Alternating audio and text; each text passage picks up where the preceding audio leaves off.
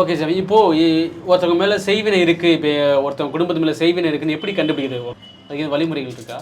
ஒருத்தருக்கு சைவனை செஞ்சால் எப்படி இருக்கும் சுவாமி நீங்கள் கேட்குறீங்க. சைவனை செஞ்சால் என்னன்னா அவங்க நல்லா இருப்பாங்க. ஆள் வந்து நல்லா இருப்பார், நல்ல தொழிலும் நல்ல இம்ப்ரூவ்மெண்ட்டும். இது நான் சொன்ன மாதிரி தான், முதல்ல சொல்லியிருக்குது இல்லையா, அதே மாதிரி தான். அவங்க என்னன்னா இப்போது சைவனை பண்ணுறது வந்து யார் பண்ணியிருக்காரு நம்ம கண்டுபிடிக்க முடியாது. ஆனால் என் மேலே இருக்குது, இப்போ என் மேலே இருக்குது அப்படின்னா நான் கண்டுபிடிக்க முடியும். அதே கண்டுபிடிக்க இப்போ நீங்கள் இப்போ உங்களுக்கே சைவனை பண்ணியிருக்காங்க, என்கிட்ட வந்திருக்கீங்க. வரும்போது நீங்கள் யாரும் உங்களுக்கு சைவனை பண்ணியிருக்காருன்னு நீங்கள் கண்டுபிடிக்க முடியாது. நமக்கு சைவன் நடந்திருக்கா இல்லை நடக்கலையா, எதனால இப்படி நடக்குது நினைக்கல. உங்கள் வீட்டில் வர்றாங்கன்னா அவங்க வீட்டில் எத்தனையோ பிரச்சனை இருக்கலாம்.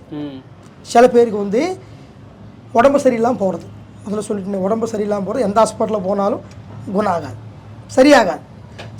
எவ்வளோ மாத்திரை சாப்பிட்டாலும் இறந்து மருந்து சாப்பிட்டாலும் நார்மல்னு சொல்லுவாங்க. எல்லாம் செக்கப் பண்ணிவிட்டு உங்களுக்கு நார்மலும் இந்த மாத்திரை வாங்கி சாப்பிடும் அப்படின்னு சொல்லுவாங்க. சாப்பிட்டுட்டு இருப்பாங்க, ஆனால் குணம் ஆகாது, சரியாகாது. சில பேருக்கு என்ன ஆகும் தெரியுமா, குடும்பத்தில் சின்ன சின்ன பிரச்சனைகள் வரும், சண்டைகளும் எல்லா ப்ராப்ளங்களும் வரும். இன்னொன்று என்னென்னா அவங்களுக்கு கல்யாண வயசுல பசங்க இருப்பாங்க, அவங்களுக்கு கல்யாணம் நடக்காது. பையன் நல்லா இருப்பார், தொழில் நல்லா பண்ணுவார், வியாபாரம் பண்ணுவார், வேலைக்கு போவார், நல்ல திறமை இருக்கும், பேரும் இருக்கும் அந்த ஊரில். என்னென்னா இந்த பையன் நல்ல ஆளுன்னு ஒரு நண்பை ஒரு நம்பிக்கை, ஒரு விசுவாசம் எல்லாருக்கும் இருக்கும். ஆனாலும் அவங்களுக்கு கல்யாணம் முடியாது. அவங்க அந்த மாதிரி 36, 37, 35 வயசு மேலே கூட இருக்கிறவங்க இருக்காங்க, கல்யாணம் ஆகாமல். என்ன குறையன்னு அவருக்கே தெரியாது, என்ன குறை தெரியாமல் இருப்பாங்க. அவங்க அந்த மாதிரி நடக்கும். சில பேருக்கு திடீர்னு பக்கவாதம் வரும், பக்கவாதம் உடம்பு சரியில்லாமல் பக்கவாதம் கூட வரும் சைவன். அதுதான் நம்ம கண்டுபிடிக்கிறது.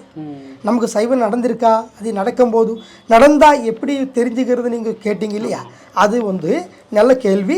இதுதான் அந்த சைவனை செஞ்சால் பக்கவாதங்கள் வரும், ஹார்ட் ப்ராப்ளங்கள் வரும், தெரிந்த உடம்பு சரியில்லாமல் போகிறது, ரொம்ப நாள் அப்படியே இருக்கிறது, மைண்டு சரியில்லாமல் சில பேர் பைத்தியம் ஆகிடுவாங்க, சில பேர் மென்டல் ஆகிட்டு அவங்களுக்கே மனசு வந்து எங்கே போகிறோம், நம்ம என்ன செய்கிறோம், எங்கே இருக்கிறவங்க கூட தெரியாது. சில பேருக்கு எங்கே இருக்கிறோம் அது கூட தெரியாமல் சில பேருக்கு போக மாட்டேன்.